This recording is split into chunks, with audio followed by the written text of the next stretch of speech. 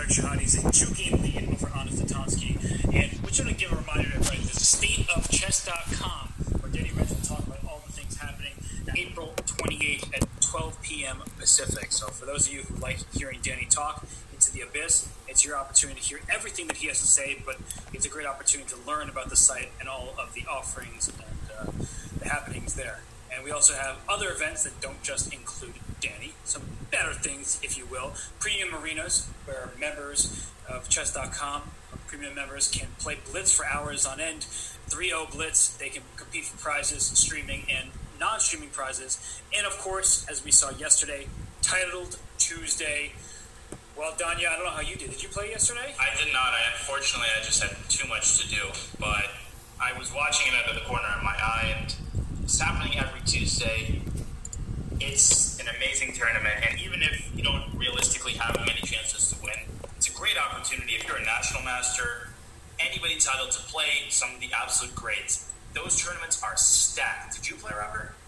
Well, I'm glad you sound a little bit pointed about even if you don't have a chance to win, because that sounds like me. I started 4-0, and then I lost to 2 strong GMs, and I was like, can't do this anymore. I'm going to just do other things. But it was fun. I had a good time. I was actually watching Vida Gujarathi's stream as he tied for second place. He drew Hikaru Nakamura in the final round.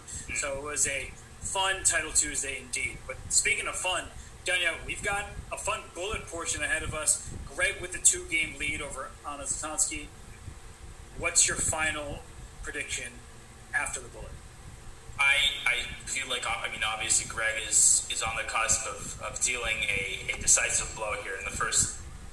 I really think, and I'm not saying anything original here, but the first couple of minutes are going to be critical. The first couple of games, Anna's got to reduce this lead. If Greg starts by winning 2 games, that lead skyrockets to 4, and that's essentially going to be all she wrote. And so even though it's 25 minutes long, Anna's got to just hunker down, play quickly, play confidently, and she's got to make a statement here in the first game or the first 2 games.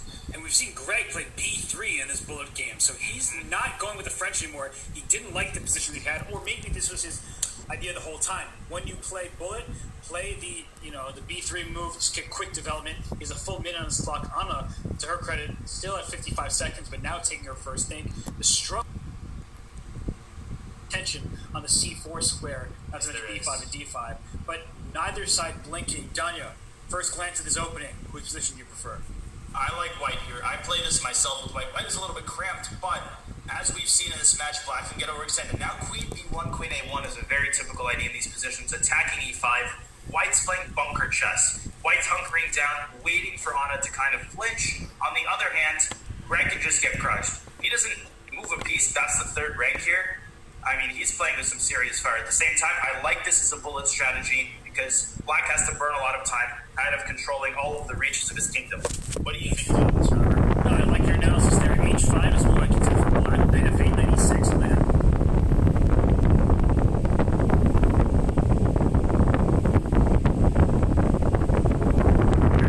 These moves are relatively natural and easy.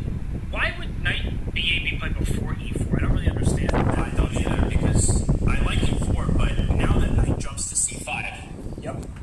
Oh, look at Bishop G7, Knight C5. This is what Anna would dream of having with white. Totally, and it doesn't really make sense why that knight's on B8, because knight D7 would have stopped that very piece from heading into C5. And now knight D7 drops the A6 pawn. She's super passive. Now knight E4, rook D2. Everything is so natural, and Queen look at all of white's pieces just opening up.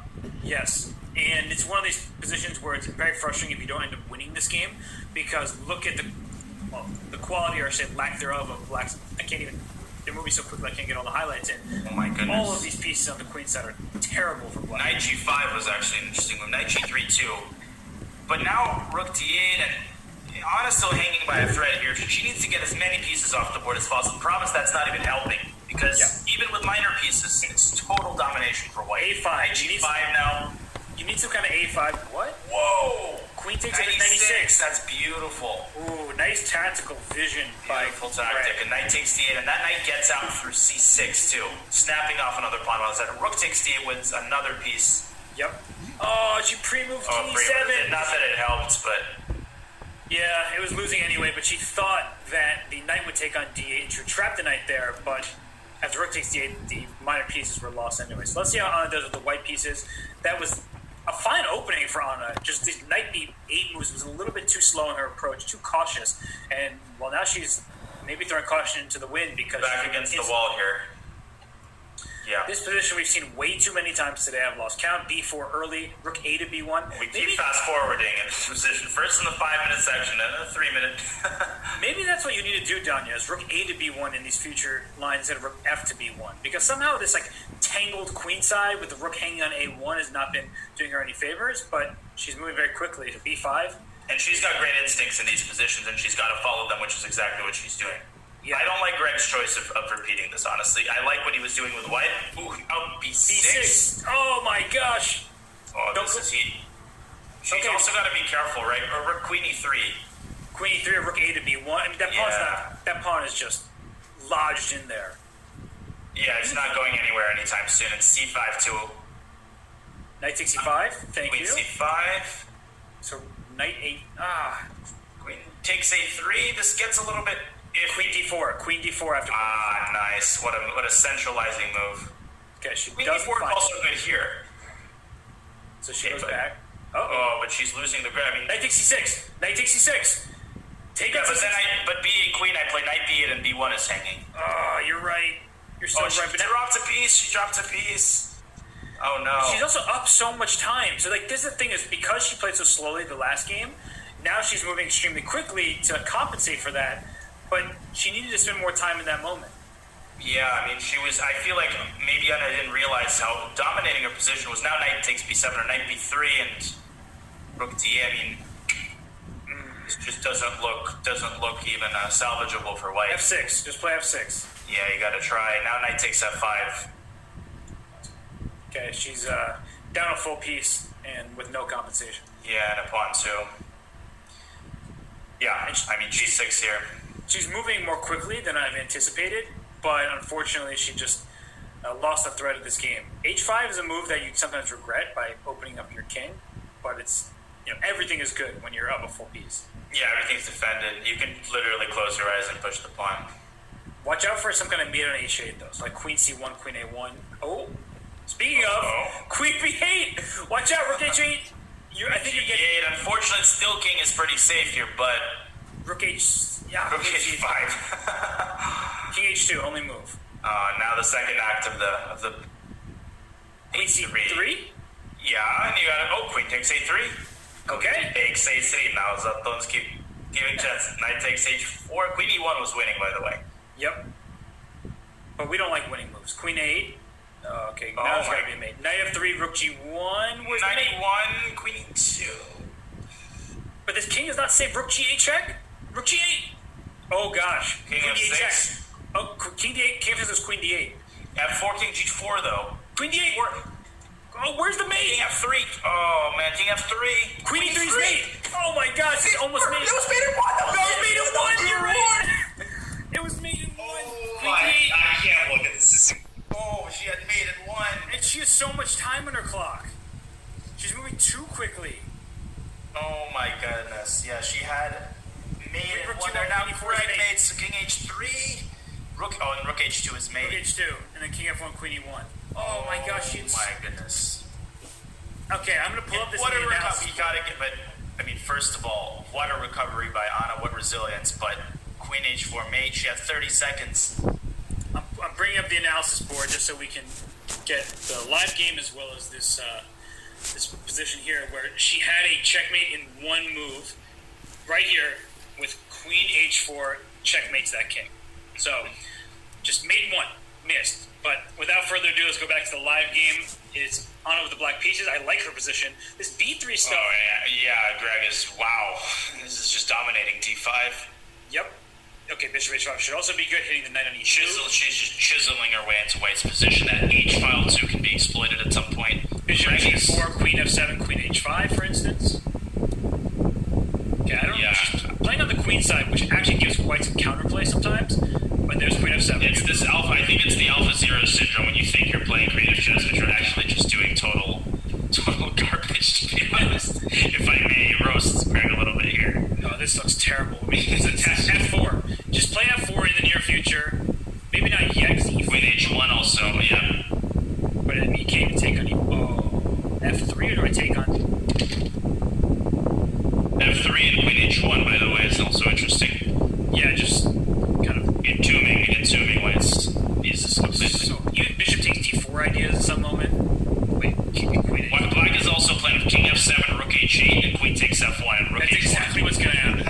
and the funniest thing is, Black can go out to dinner. Well, you can't go out to dinner these days, but Black is all the time in the world. And Queen takes C4, still Queen takes F1. There it is. What a King E2. It's not over yet. Queen E2? It's not over yet, Josh. King C3. You're right. Somehow it's not me. Do you go B5? Like, what do you do here? Knight F6? B5. Maybe Knight F6, yeah. Yeah, simple and smart. Queen F5. And then B5. Gonna be on F5. I just, for some reason, allowing a check didn't feel right, even if you could go Knight F6 after the check. But B5 and B4 check. Filthy. And that was very well played by Anna, not to take anything away from her. But Greg's opening was a complete disaster. B4. B4 to Queen C4, Queen back to E2. I mean, yeah. Then C5, and I'm just going to make you anyway. But the worst thing is you're up a piece. I'm sorry. It's just amazing that this happened, because I lost a game in Title Tuesday yesterday to Gukesh in the exact same idea, where like Queen takes a knight or a rook or whatever it was and getting checkmated, so I know exactly how it feels. It has to be over. Anna's got to be careful. Like, King can tuck himself on C1. I would just play Queen D5 exactly. You just say, I'm up a piece in the end game. The problem is this sucks up more time, and time is of the essence here in terms of trying to make a comeback. There's still enough time if she finishes this game off quickly. Right. Just take on B4, click trade. But now Knight C3, I mean... Yeah, this is not... Oh, Bishop C3, Knight D5. Knight D5. Greg's playing well. Now Rook takes B5. Yeah, actually, these is beginning to be... Rook G5 and Knight T3 is Black even better anymore? Nope. Oh my goodness. King D2. Yep. This is how bad things happen to good people. Yes. I mean, how you lost all your pawns, every single one. Oh my goodness. I cannot believe this. Rook F8 too. Oh, Greg doesn't even see it now. Rook F8. Oh my god. She lost the whole house here. That's what happens. You let your opponent stay around too long, and then it's just suffer a collapse. And Greg is just like, I don't know what happened there. I was dead lost. That is insane, yeah. I mean, at some point you just start panicking, and you can lose your mind a little bit. You're like, why am I not winning? Why am I not winning? And you panic. Yeah. I don't even know what to say at this point. Yeah, it's, 4 points down now. 5 points down, my apologies, and that's all but insurmountable with 15 minutes on the clock. So this line here, Queen D4 check, King H1, you start trading a lot of things. Is this theory? Yes, it's theory. You get the pawn back on C6, but White has the two bishops. Yeah, Bishop B2, Bishop G6, I guess. That is just... Yeah.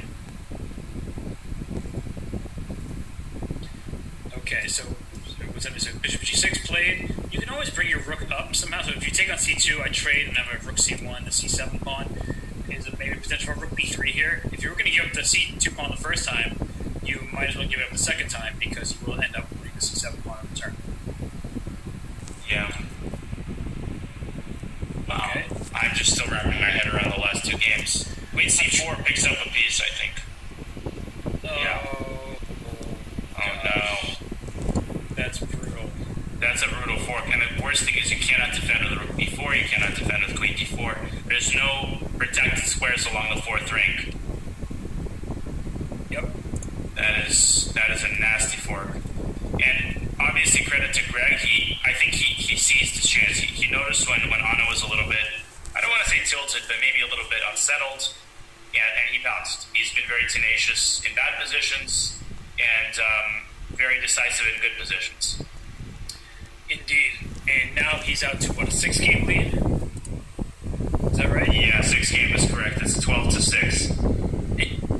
I guess because this bullet has been just, all Greg at this point, certainly feels closer than the score would indicate. Absolutely. We've been going through a bunch of matches this far. Usually the player that wins by a large margin separates themselves early, right, in the 5 minute or the 3 minute. This has been close until the bullet, but we kind of knew this would happen. We anticipated the bullet would go Greg's way, even though by play, Anna had 30 seconds left to miss the checkmate, and so it just, proper use of time has kind of eluded Anna in this bullet segment. That's true, and the thing is, even though Anna's not going to win this match, she does have some absolute masterpieces to be proud of, and I'm sure they'll work their way into some articles.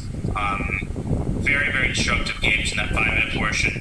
So, again, you look at the score, you say, it was a crushing victory, but that's not, representative of the actual narrative of the match, as you point out. Now 19-5 again, Anna's much better here. Oh, Queen G7, though.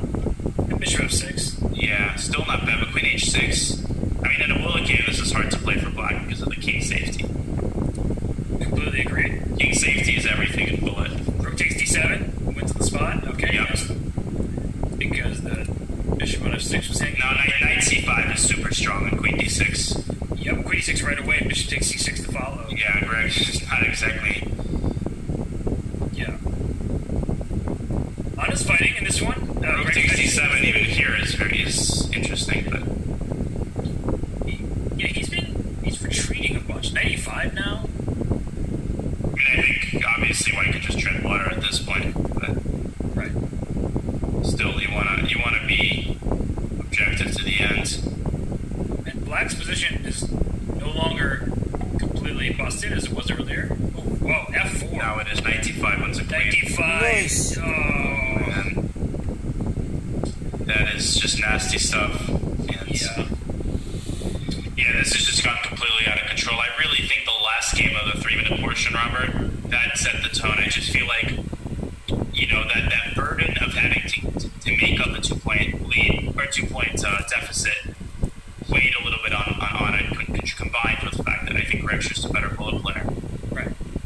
And kudos to Greg, because in the longer time segments, he was really fighting. I mean, it was just a 50-50 battle to that point. And then in that penultimate game of the 3 minute portion, somehow Anna lost what was a very promising endgame. Greg just, he didn't back down. He allowed his opponent, Anna, to overextend her pawns, and then one by one they fell. So Greg deserves all the credit here. This has been a very close match, and now the score is just running away from Anna, but the score definitely does not indicate the level of play that she has shown. Yeah, definitely not.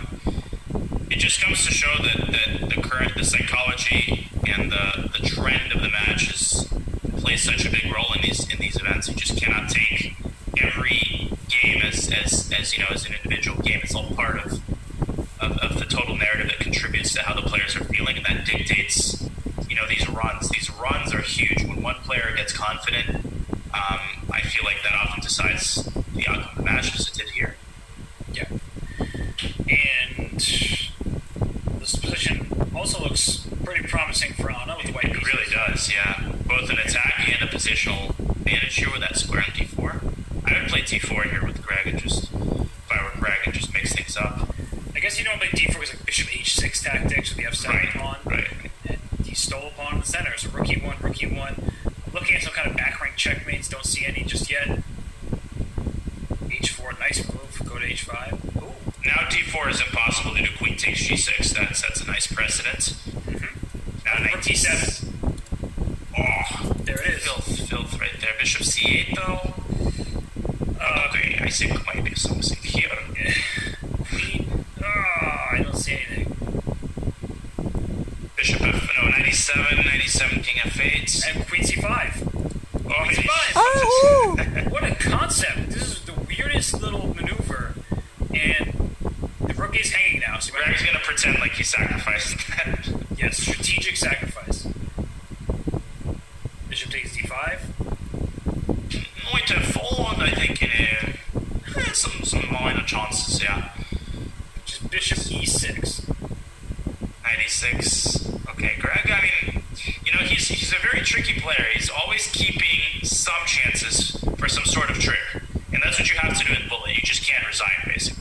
Don't play queen e4 because there was knight h3 checks, but g3, which queen d2, g5. and rook. I mean, of course, white is winning, but it's going to take a couple more moves. Knight h3 and h4, yeah. Yeah, just here it comes. Uh-oh. Okay, that's a good move, queen e3, just shoring up your king. Yeah. Yeah, the king is very safe now. There's open spaces near the king on f2.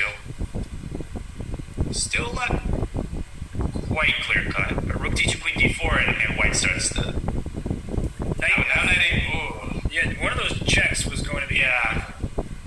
Queen f3 check at some moment just to get... What is going on here? King h5. Amazingly, black's king is quite safe here. King f2, maybe? What's happening? Who's there? Yeah, what is happening? Oh my god! No! Oh my what? Rook e7!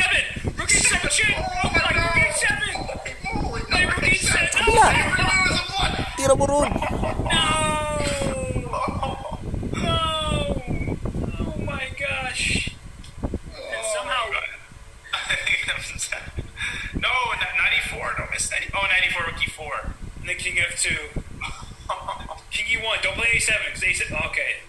So, oh my gosh. I don't... Done yet.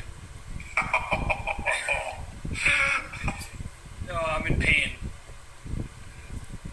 Oh my god. I'm not laughing at the play. It's just... No, that happens. Hard time. I mean, there's a queen hanging, and then Greg managed not only to not take his queen, but plunder his own. Oh my god. That was epic. What a stretch. I mean, and I feel for, you know, at some point you get tired. And from Greg's side, I understand, you know, he's won the match. He's switched off sort of the intense tactical calculating part of this, I suppose. Yeah. I don't really know what to say, Daniel. We both were just incredulous. Yeah, I mean, should we pull that game up? No, let's not do that. It hurt too much. Should we pull it up? No, let's not do it. Okay, we're gonna pull it up. We're gonna put the analysis board. Rip the band-aid off. We're gonna pull up the analysis board. It'll make, I mean... Like, I don't even remember where it was. Okay, I figured it out. I'm laughing in pain as well. I'm not laughing at the players. The laughter is a release of the pain of watching that. Queen e2 gave away the queen for free. Yeah. Right when knight takes g3. And the queen is also 2 squares away from black's queen. Yep, and rook h7 check would have kicked the king out and then won the queen on g4. Yep. And instead, what move was played? Knight g3, blundering rook h7 again. Oh yeah, so sorry, I skipped ahead. Knight g3, queen h2. Now after queen h4, there was rook h7 one more time, but rook c6 was played. And after e3, we saw the trade, and then white went on to win. So, yeah, let's go to the current game. I haven't even taken a single look at it. What is happening? Black is... Rook d5 ends it, I think, though. Oh. Just wins in because queen f1, rook d1. Yep. I guess if rook d5 is like queen takes b4 or something, but it's not good. Queen d5, also strong because now rook e7, bishop e7. I guess knight b6. And the game continues somehow, but rook takes e7, b7's falling, because if rook b8 is bishop d6. Oh, white is also up a pawn, and it's going to have 2 pawns. Ooh, you're right. Yeah, you're good at counting. This is over, red or over, as Danny likes to say. Hala. h6 is clever. Yeah, bishop c7. Now he's just going to take on b6. Very practical. 3 pass pawns. Yep. Yeah, I don't know what to say anymore. Yeah. That previous game took everything out of me. It really did take everything out of me as well. I mean... I don't know what to say. That seems like I sometimes play 10-second chess when I've descended to that level of degeneracy, and it looks like one of those games. Well, I'm just so used to it because yesterday I played a very long match with Vidit, and he just absolutely destroyed me. And I was making just decisions like that where, in the heat of the moment, I would just blunder away everything. I was up a rook on move like 5, and I didn't win the game. So these things happen, not just to these players, but to all players. And yeah, it does. And they're tired. I mean, this takes a lot out of someone. I mean, a match like this, every game has very high stakes. At the end of the day, we try to keep a lighthearted tone, but we're not trying to make fun of the players. They do an amazing job, and all of these matches, this one included, has featured some incredibly high-level play. And nor am I just saying that to say it. I really believe that they've put in complete effort and entertained us as well. Yes. And, the match is out of hand, so we're being lighthearted about it. But, the game of the match, to me, that stands out was Game 3, when Anna outplayed Greg in that really long end. The Queen and Knight versus the Queen and Bishop. To me, that's the game of the match. And, she is... Why is he repeating? I don't know. I stopped looking at the board, honestly. You're losing exchange. Knight C5 on Bishop A8, and White's completely winning. But what I was going to say, Danya, is that she holds the number 1 game of the match, in my opinion, and then Greg holds number 2 through 7. Kind of. Yes. And maybe not 2 through 7, it's a little much, but Greg has really controlled some of these games in important moments where things get into a little bit of a tactical melee, and is B7? Oh, nice. Nice. What a move. Nice. See? Anna's still fighting, coming up with cool tactics here. I think if Anna maybe was a little more experienced in online chess, a little bit faster, she's capable of playing, incredible blitz. So I don't know why Greg repeated that line when he can just resign at the end of it. But it doesn't matter at this point. Yep. So. And this is with the 5 versus 12 matchup, which means that Greg will play the winner of 4 versus 13, which is... Who's that? Top of my head. Is that Rosen and Ellie Petz? No, it's Carissa Yip versus Dina Polito. Carissa Yip is the 4 seed. And fortunately for you, Robert, and for the audience, I cannot make it tomorrow, so you'll finally have a capable co-commentator. By finally, you mean the same co-commentator I had the other day when you were right, around? Exactly. And I was just saying you'll have a brief moment to catch your breath and not have to deal with total incompetence. I don't know. I'm so used to... Oh, no, it's a conversation for another time. Anyway, this is the final game of the opening round of the I Am Not GM Speed Chess Championship. We've had a very fun time here. 2 great players, 2 great ambassadors for the game of chess. E1's hanging with Chet. Oh my god, and E4 as well.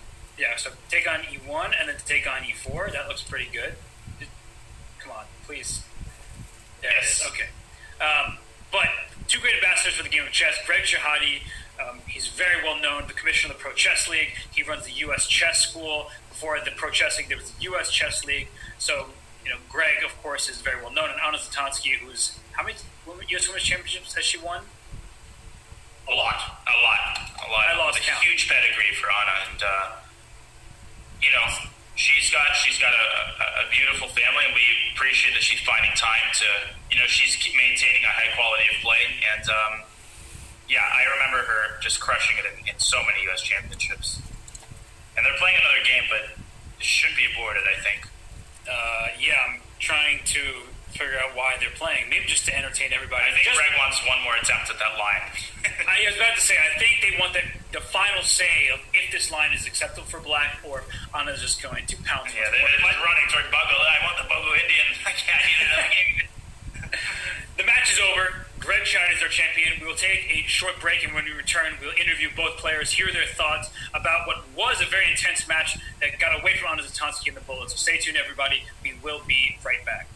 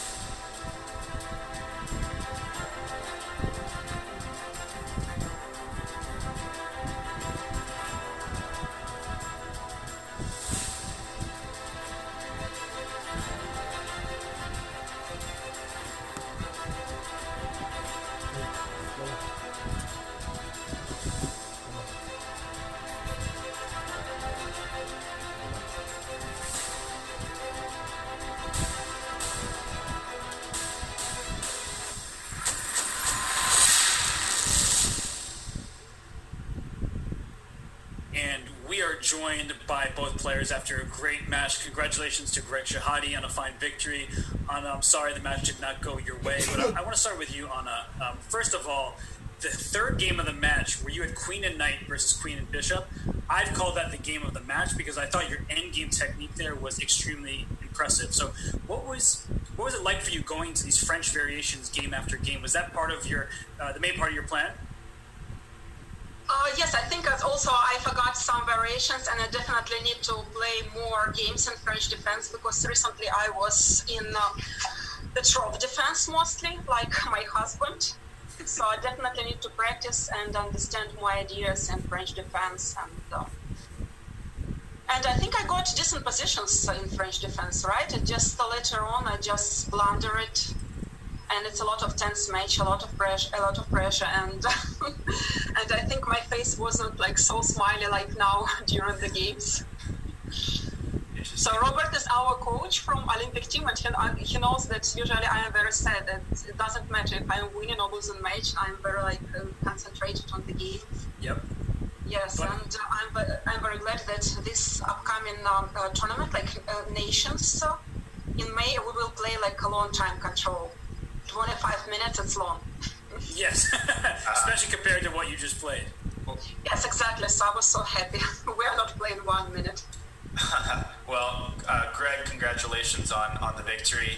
And kind of a general question about the way the match runs. So, in the beginning, you were getting into some sort of long, drawn-out positional battles, and we felt like you made this conscious effort to mix things up, both in your opening choices, maybe playing a little faster here and there. Was that kind of a conscious decision to try to make things more tactical, or were you just kind of following every game at a time?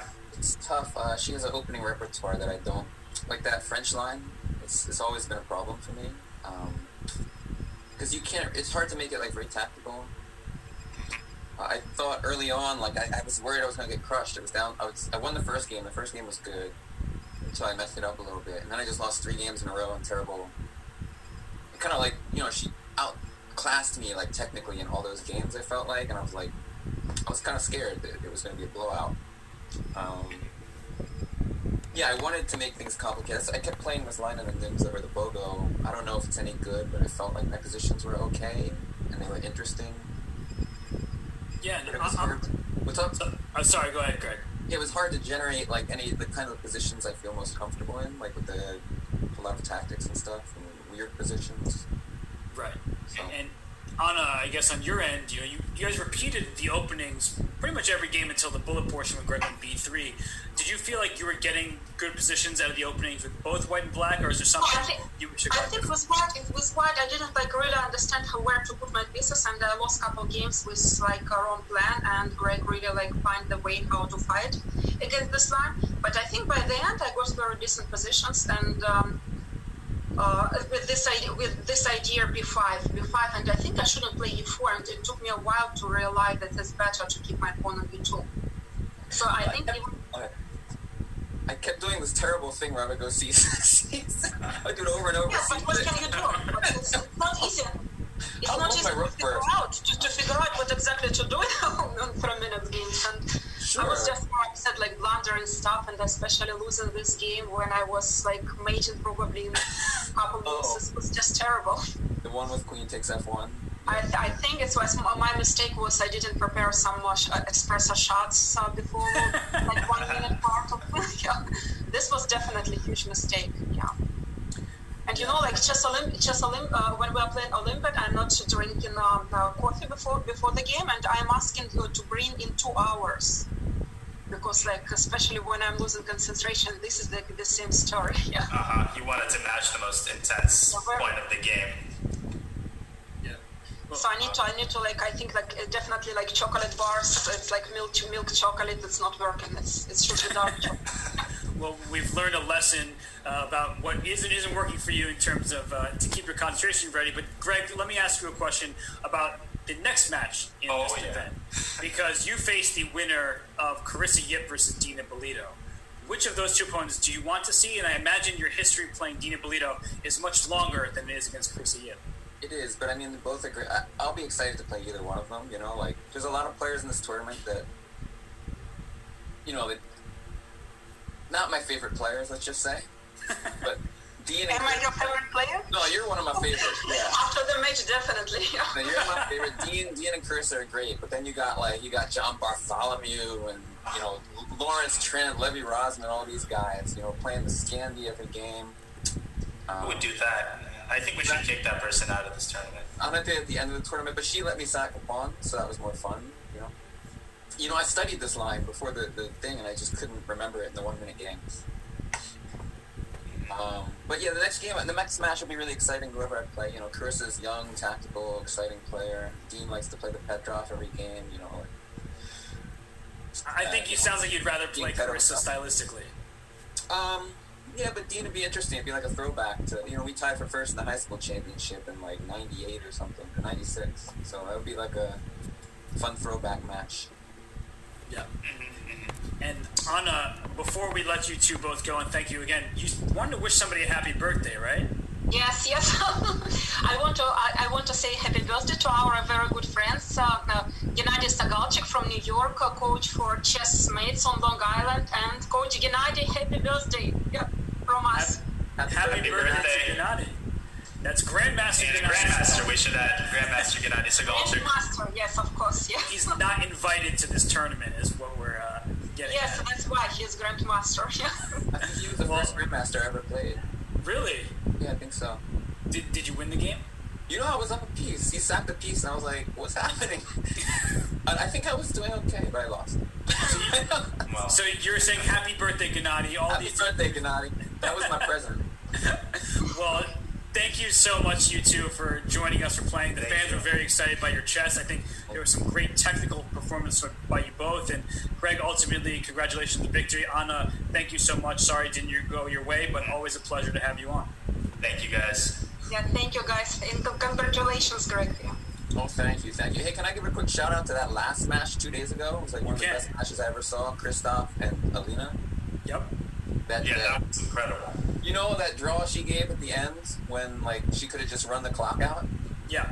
I was thinking, oh my gosh, she did it. Now, if it ever came up, I felt like I would have felt morally obliged to do it too. So you're saying, Greg, she made you a better person? Basically, I was like, wow, what sportsmanship? How is this even possible?